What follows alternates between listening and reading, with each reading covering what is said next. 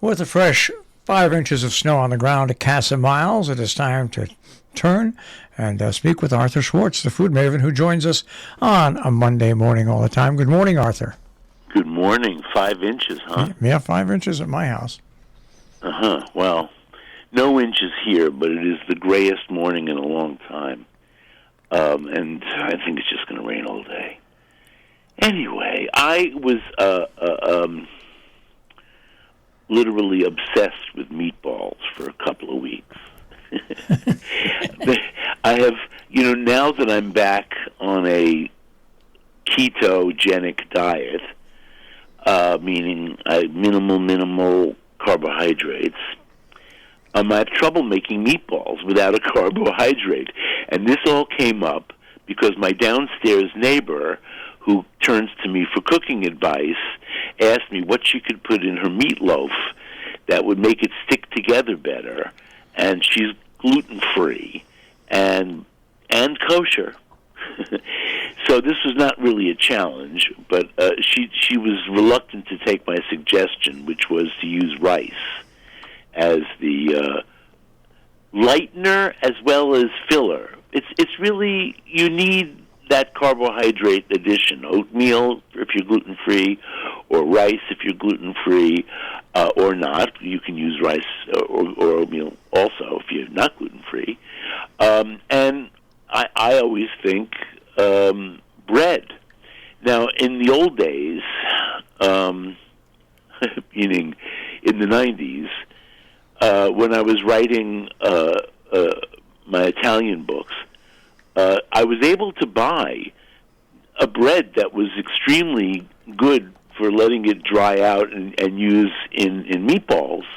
That bread is not available to me lately, but when I do find a bread that's going to be good, I do buy it. And if I have leftovers, I make my own breadcrumbs. So I do have a jar of really good breadcrumbs here. It's not bread. So I decided yesterday to make meatballs using a big step for me, because I really have been almost zero carbs for the last week, to make meatballs with breadcrumbs. Got it? Yeah. But I wanted to use minimal breadcrumbs. So here's my formula. Ends up, I guess I don't know. I've made these meatballs so many times. The recipe is not only in my brain, but it's in more than one book of mine. And it's 1.25 pounds of ground beef that should not be any leaner than 80% lean. If you must, 85% lean, which means it's not quite as much fat. My butcher happened to have some pre-ground, well, he'll grind it, to my specs, but pre-ground, which is always less expensive, but I know it was ground maybe an hour before I bought it. I bought this huge package of meat, and I weighed out 1.25 pounds. So by the way, these are my standard Neapolitan meatballs. But maybe I should give a little background here. I love meatballs so much, I once proposed a book on meatballs. This is before meatballs became trendy. Now they're not even trendy anymore. Maybe now is the time to publish the book. But the book was rejected by the editor that I wanted to work with, because she told me the secret: she doesn't eat ground beef, or actually ground meat of any kind. I said, "You don't even eat sausage?" "No, I don't eat sausage either." I mean, I don't know what they put in there. So that book was put aside. But at that point, I had so many meatball recipes in my files, things that I liked making and tasted good and well-tested in the sense that I make them all the time. And in fact, this morning when I was looking through my meatball section of my computer, there's pages of meatball recipes. But the thing is, when I crave a meatball, I generally am craving a Neapolitan-style meatball. And truth be told, my butcher here in, he's about a mile down the street, is from Calabria, and he's a wonderful cook. And I've been buying his meatballs for years now, because he makes meatballs as good as mine. Maybe even a little bit better. And but yesterday I thought it was my Sunday cooking project. It's not such a project. So, but I have all these other meatballs that I like to make. For instance, I was on a Swedish meatball jag sometime during the pandemic, and I was, and then there were these Jewish meatballs. I call them Jewish because they're from a book written by Mitchell Davis, who has moved on to doing other things, but is still in the food world. I'm not sure.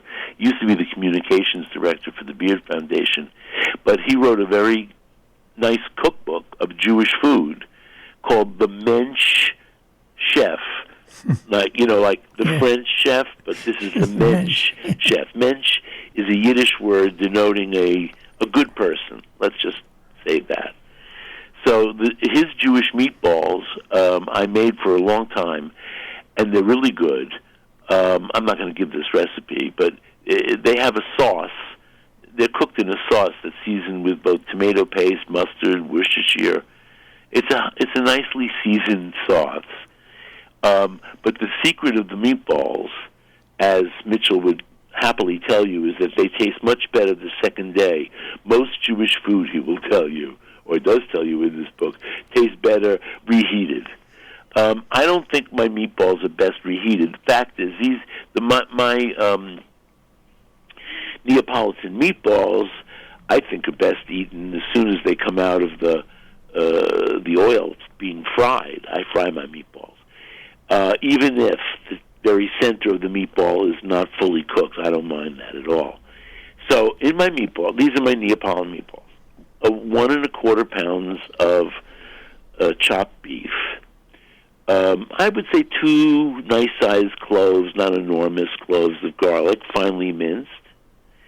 About, I don't know, a big handful, let's say a half a cup of parsley, of parsley leaves, which you then will chop up relatively coarse, actually, not fine. And it'll be like a heaping 1/4 cup of parsley. 2 eggs beaten together, throw that in the bowl. And for the bread, I used my nice, pure, nothing but flour, yeast, tiny bit of salt, breadcrumbs. I don't use panko breadcrumbs. I think I mentioned on the air recently that I've been playing with panko, but panko have sugar in it. They're much sweeter than regular. Yeah, absolutely. Yes, and I didn't want that flavor. The fact is, if I wanted something sweet in my meatballs, I would have put in some raisins, because the old-fashioned Neapolitan meatballs have raisins and pine nuts, and I'm off of pine nuts lately. I got to find a good source of pine nuts that are, I have to go to Costco. They used to carry pine nuts that were affordable. I haven't bought pine nuts in a while, but even chopped walnuts are nice, actually, in a meatball. So that's it. Salt, I would say a heaping teaspoon of salt, a nice half teaspoon of freshly ground black pepper, and cheese, and a half a cup of, I used a grated pecorino because I had it in the house, but if you have Parmigiana or, I should say Parmigiano, and what's the other, and Grana Padano, which is another grating cheese. Any of those will do, but I like pecorino in the meatballs. And Mr. Harnad, who I feed, claims not to like pecorino, but he doesn't even notice that it's pecorino in the meatball, and it does add a certain, as to use the current term, umami, as well as salt. So that's it. I start, mixing it with a fork. I end up mixing it with my hands, and then this I form into 12 meatballs. And I didn't measure them yesterday, but I'm thinking that it's about a heaping third of a cup per meatball.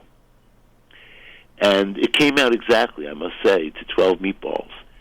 And you can bake them if you must. You can put them on a baking sheet, and I would bake them at 450, probably for about 20 minutes or so, because I'm going to finish them in some tomato sauce. And I fried mine. I did it in my big black iron skillet. I had to do it in 2 steps because there was too many meatballs for the skillet at one time. I fried them in about a third of an inch of oil, of canola oil is what I use as my neutral oil. And, you push them around. I like to keep orders here. I usually start at the meatball at 6 o'clock and then go all around the pan and then fill in the middle. And then by the time I've done that, I have to go all around again and put them on another side of the meatball. By the way, this takes 2 wooden spoons to turn these meatballs. And they're not so soft that, I didn't do the breadcrumbs. 3/4 of a cup of breadcrumbs with 3/4 of a cup of milk, but you could use water if you like. They're not kosher already because they have a half a cup of cheese in them. But if you are kosher, I guess you could leave out the cheese. I don't know of any kosher. There is kosher Parmigiano. I don't know of kosher pecorino. There may be. And but you can't do it anyway. What am I talking about? You can't mix milk and meat. So that's it. And then I made my very, very simple tomato sauce because I was also making a not-so-simple sauce. So I thought, let me make life easy here. I sautéed some garlic and olive oil and turned in a bottle of tomato puree. It's nice Italian, not very expensive, less than $2 for a bottle of puree. And let that, with a little salt and pepper, and let that cook a few minutes. Let it come to a simmer, stirring it, getting that oil incorporated into the tomatoes, and then put in your meatballs and turn them in the sauce. Let them simmer for about 15 minutes. Doesn't need more than that. So that's Neapolitan meatballs. But here's a meatball that my family adopted because I guess it's easy and delicious, and my sister decided it was going to be her go-to appetizer for any occasion, including Thanksgiving, whatever. And I named this manly meatballs because they were served at a party for my late friend, Alexis Bespeloff, who was the dean of American wine writers in his day, for 20 years the wine writer for New York Magazine. Alex had a knack for staying friends with his ex-girlfriends. And for his 60th birthday, the girlfriends got together, some of them, and threw him a birthday party. One of the girlfriends was now married to another friend, and he said, he looked at the menu, and he said, this is all girly food. We need some manly food. And he offered this recipe, these little cocktail meatballs, and that's why I call them manly meatballs. My sister loved this when I served them. I guess I must have served them to her, and forever made them, and I've made them many times myself. Now, being a manly meatball doesn't mean that it's a big gazunta meatball. These are tiny meatballs. And in fact, they're supposed to be baked on top of a tiny round of French bread. Do you know what a ficelle is? A ficelle is this very thin baguettes. I don't know how else to describe it. It's a French bread. And you can buy them. And if you don't see a ficelle, you can take another kind of, a normal baguette that usually isn't more than like 3 inches in diameter, 2 inches in diameter, and cut each half-inch slice in half so that you have a small toast. And on this, you're going to put the meatball mixture, which is a pound of ground chuck. By the way, very often ground chuck is not ground chalk. It could be, but it these days signifies chopped beef or ground beef that is about 80% lean. So if you package, I think everywhere these days the supermarket or the butcher, whomever, has to tell you what the percentage is. Well, not my butcher, I got to say. Anyway, you want a normal 1 pound of ground beef. For this, 3 scallions. And I like to buy chunky scallions, so 3 chunky scallions, and use most of the green as well as the white part, and mince it fine. 4 tablespoons, you were adding this all to the ground beef, 4 tablespoons of dark soy sauce. Now, you may not have dark soy sauce, so you can use regular soy sauce. I always have dark in my house. It's a little sweet.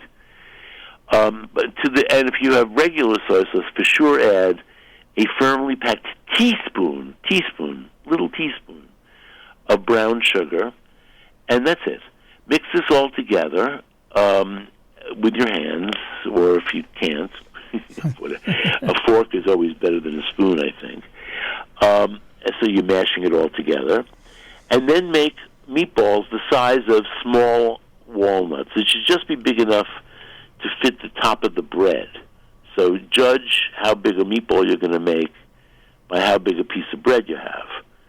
And then put it all on a baking sheet and preheat your oven to 450. And so you can do this all ahead, by the way. This is one of the beauties of this recipe.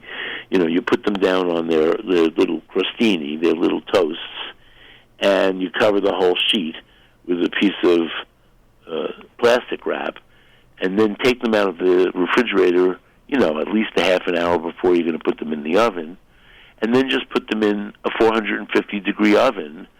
Usually doesn't take more than, depends on the size of your meatball, of course, 7 to 9 minutes, 10 minutes at the most, and you want to serve them immediately. So actually, if you're serving a lot of people, you might want to do a few at a time, like put them on small baking sheets and put them, rotate them.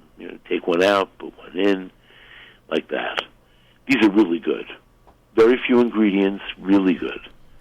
I don't know wherever there is a name for these meatballs in Chinese, but I don't know what it is.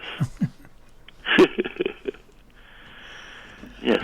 Meatballs are great, except I hate when I go to somebody's house and they make meatballs and they rave about them, and they're little stones.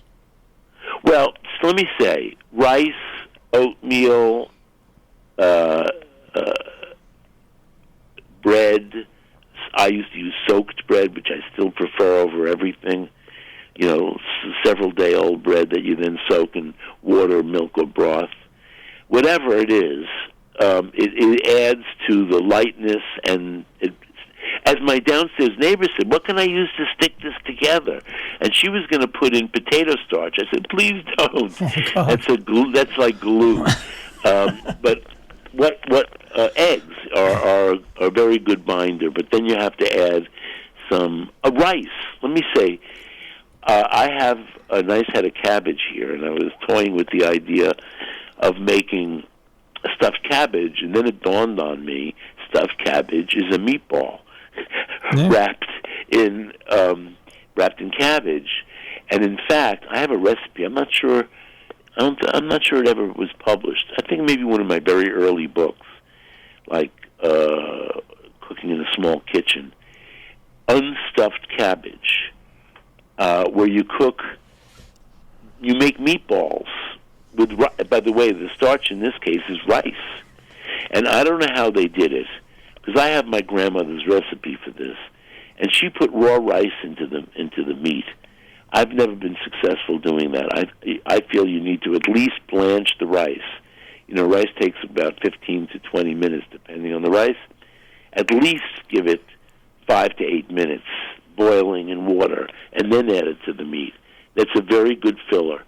So anyway, so unstuffed cabbage is a mixture of sauerkraut, tomato, and your fresh cabbage, shredded, and meatballs that are made the same way you would make them if you were stuffing them in the cabbage. You just cook them outside the cabbage. I could look up the recipe, but because people always need an exact recipe. I would just do it. I did that once. I called it deconstructed, cabbage rolls. That's what I named it, deconstructed.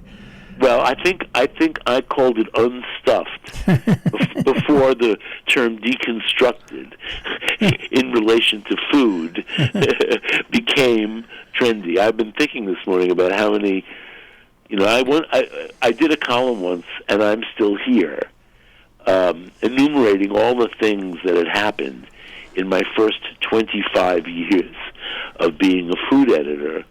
And now I've been 53 years, and so a lot has happened there, too. If you watch food television, it's like it would be who would think they'd put hamburgers on television? Well, who would think that the problem with Food Network and all these other things, there's nothing wrong with Guy Fieri, okay?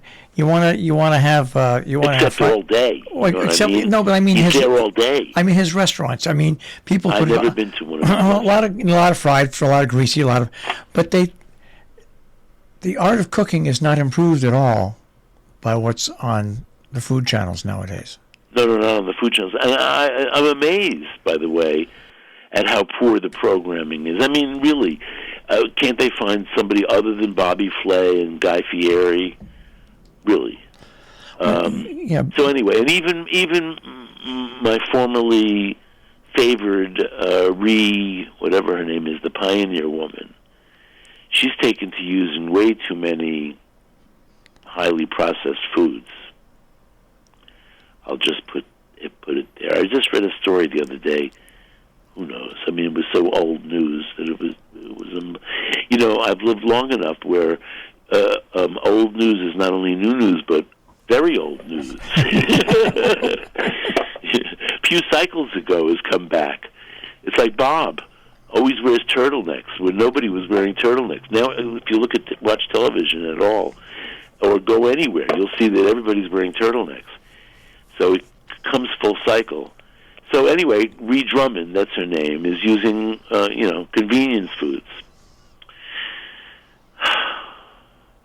Sigh. Yeah, well, you're right though, because I like watching some of the entertainment shows. Okay, they're entertainment. They're not about cooking. They're more about entertaining the audience. I get that. And what?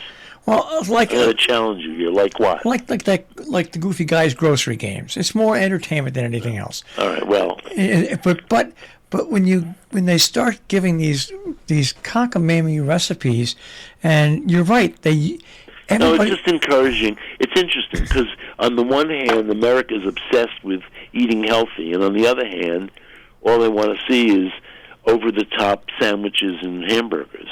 Well, and also, talking about eating healthy, Arthur, have you ever seen what's in an Impossible Burger? The fake meat burger? I have, and I have even tried it because it's my job. But no. It's just full of additives. It's totally highly processed. It's all highly processed. All this, what the thing is, in the keto world, you can eat just processed foods. You can eat all, I was going to use a bad word, but so you can eat all kinds of bad things, which are made up to satisfy some kind of carbo or sweet tooth. I only eat fresh food. So, and that means I have to cook. And if I don't want to cook, I go to my butcher, and he has beautiful sliced roast beef. So, what can I say? I don't know. I have to live in a cocoon of my own.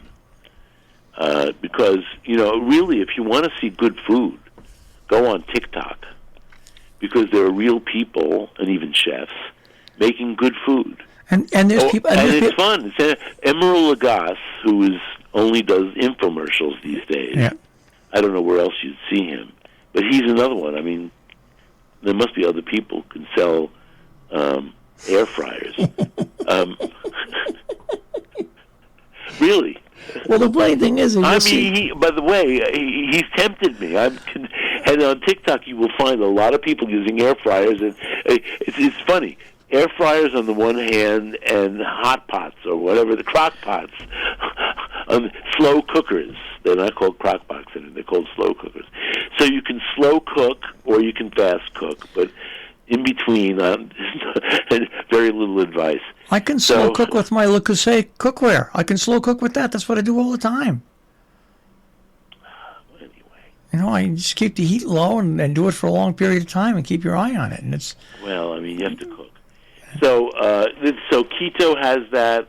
Every special diet is exploited by the food processors and food manufacturers. If people are going on carbohydrate-free diets, they're going to produce low-carbohydrate things and put the word keto, very big letters, on the bag or the whatever. I bought some of these products. I've tried this. I tried the keto chocolate cake mix, and we threw it away. I tried keto cereal, which I ate for a week or two. It's not cereal at all. It's a lot of nuts, until I realized I could eat my own nuts. Anyway, it's like that. So whatever it is, whatever the trend in nutrition is, my nephew, the doctor, and I were discussing this the other day. He's one of the rare doctors, except for my endocrinologist, who knows something about nutrition and food because he's concerned about his own health. So he does research. It's not his field at all. But we were talking about how fat used to be the bugaboo food, and now we know better, and that sugar is the bugaboo food.